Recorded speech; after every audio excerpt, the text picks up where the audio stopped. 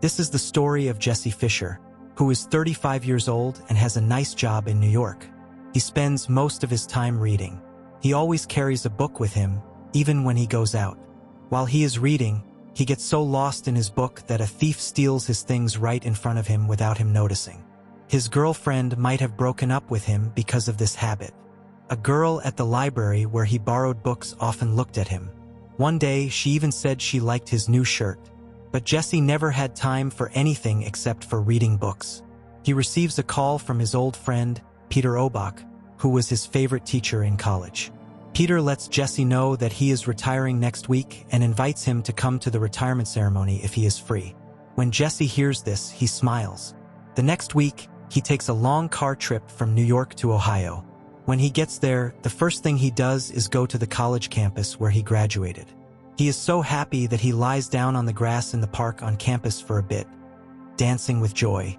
After that, he goes to Professor Peter's house, where the professor's friend and his wife are also there. Peter gives Jesse a hug when he sees him, and then takes everyone to a restaurant for lunch. On the way, Peter's friend also gets his daughter Zebe from the hostel, where she lives as a student at the same college. While having lunch at the restaurant, Jesse, who normally keeps to himself and reads a lot, acts differently. It's like he's still a 19-year-old in college. He makes everyone laugh by sharing funny stories from his and the professor's time in college. The teacher tells a story about Jesse. He said that, on the last day of graduation, Jesse began to cry because he didn't want to leave college. Like Jesse, Zebe is also an interesting girl who likes to talk a lot. She tells them about her drama class. As they leave the restaurant, Peter chats a little more with Jesse about his class, and then Zebe goes back to the campus. That night, when he gave his retirement speech, Professor Peter got very emotional and couldn't say much. Afterward, he tells Jesse thank you for coming and goes away, saying he needs some time alone. After walking for a bit, Jesse returns to the college park and meets a funny guy named Nate. Nate starts talking to him like they are old friends right away. Nate brings him to a coffee shop, and then Zebe arrives and goes over to Jesse when she sees him. A man comes and calls Zebe, and she begins to go with him. Before she leaves, she asks Jesse to meet her tomorrow at 11:30. Then she goes with the guy. Nate tells Jesse that the girl likes him, but Jesse quickly runs away from this weird guy and leaves. The next day, he goes to see Zebe at a coffee shop. He sees a boy sitting with his eyes shut and a big book next to him. When Jesse tries to talk to him, the boy doesn't answer correctly at first. Later, he says sorry for how he acted and tells Jesse his name is Dean. Zebe shows up, and after Dean goes away, she tells Jesse that the boy had a mental breakdown last year but has begun going to college again. After that, Jesse and Zebe walk around the school grounds, chatting about fun topics like music, books, art, and ideas about life. Jesse really enjoys talking to her because he also loved these kinds of conversations back in college. Suddenly, he asks her who the boy in the cafe is and if he is her boyfriend. Zebe says there is nothing like that happening between them yet. She hugs him, and they both walk away while talking. Later, when Jesse is getting ready to leave, Zebe calls the professor's phone and says she wants to talk to Jesse. When Jesse answers the phone, she says she wants to see him once before he goes away. When he gets to the bookstore, Zebe hands him a CD of her music class. She tells him that she has put her phone number on the CD cover, but she wants him to keep writing letters to her so they can keep talking like this. With that, she walks away. Jesse is on his way back to New York when he spots Dean in front of the college. He decides to give Dean a ride. While they are driving, Jesse asks Dean if he would be okay with sharing more about himself. Dean tells him that his mom is a nurse and hopes her son will study hard and make her happy. But he can't cope with the stress of final exams and projects because he doesn't care about them. He only enjoys reading books and is also working on writing his own story. After some time, Dean leaves the car and hurries to his room. Jesse feels sorry for him, but there's nothing he can do to help. After that, Jesse arrives in New York, and a major change starts in his life. He begins sending letters to Zebe, in which he shares his thoughts about music and ideas about life. Zebe answers every letter, and they keep writing to each other this way. One day, she writes that she really misses him and thinks she is starting to love him. She also asks him to visit her. After reading the letter, Jesse can hardly believe what he sees. He really liked her as well, but he never expected it would go this far. He sits down with a pen and paper to think and realizes that there is a 16-year age gap between him and Zebi, since he is 35 and she is 19. That seems fine for now, but when Zebi is 35, he'll be more than 50. He thinks about this, closes his eyes, and puts his hands on his head. To relax, he does another math problem. When Zebi is 87 years old, he will also be older than 70. He feels good about this calculation, so he decides to go see her. When Zebi sees him, she smiles big and gives him a big hug. But Jesse says he is very hungry and wants to go out to eat. After some time, Zebi has a class, so she brings Jesse with her to the college cafeteria.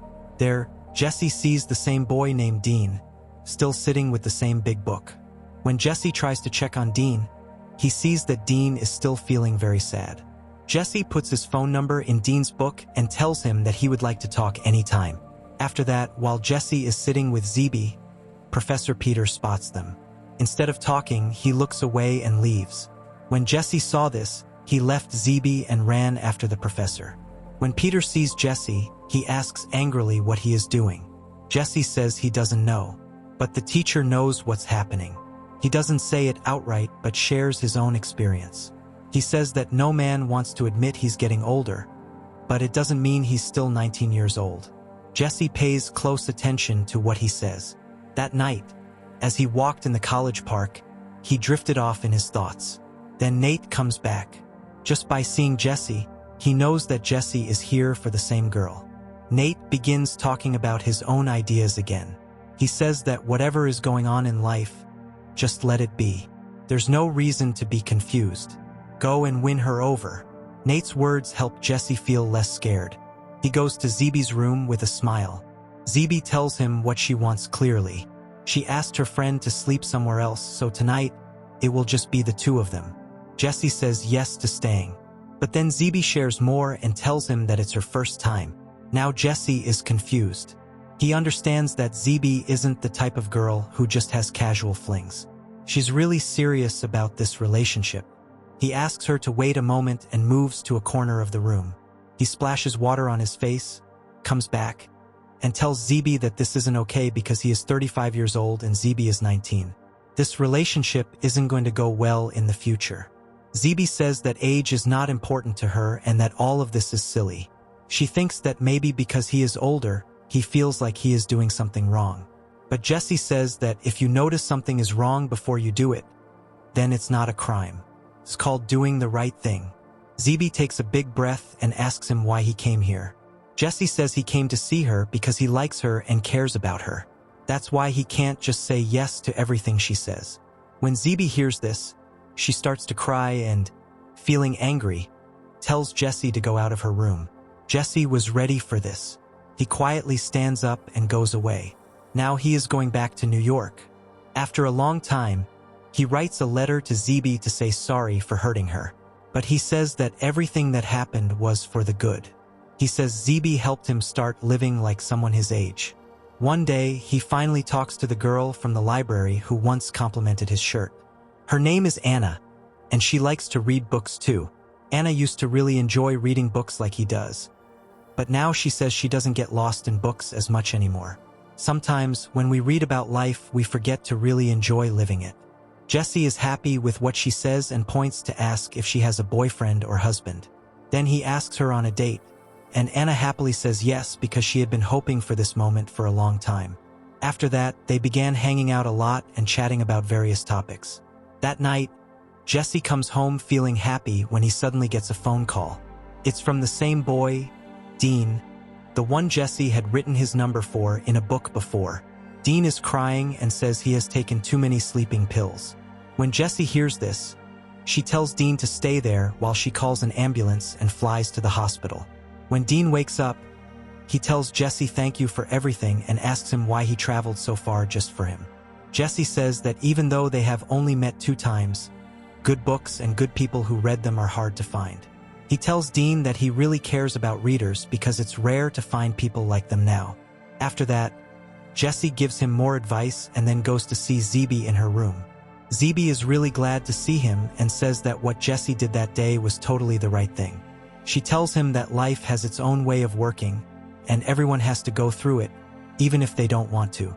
But she was trying to make things easier by starting a relationship with him, which was not right. As she says this, a few tears run down her face. Jesse tells her that writing letters to her was one of the best times in his life, and he wants them to keep writing to each other in the future. After this, he says goodbye to Zebi and goes back to New York, and they start writing letters to each other again. He also tells Zebi about Anna, with whom he has become much closer. At the end of the movie, Jesse and Anna are sitting together and happily talking about getting older together. Anna says they will have a little house by the lake, where they can sit quietly and talk for a long time. She thinks it will be lovely to grow old together like that. The movie ends here. Please, my family, don't forget to like the video and subscribe to the channel. Thank you.